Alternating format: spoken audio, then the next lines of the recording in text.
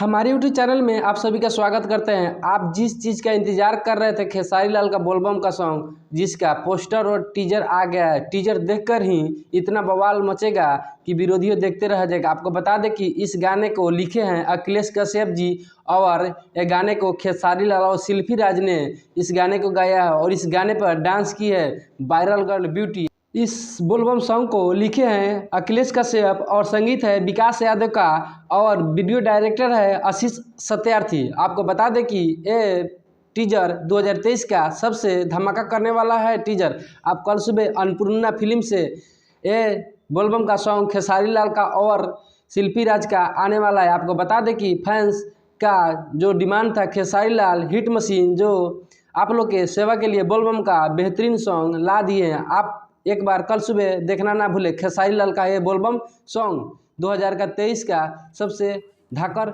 Song. आइए दिखा रहे हैं आपको ये टीजर। खेसारी लाल का फर्स्ट साउंड का फर्स्ट टीजर आपको देखने को मिल रहा है।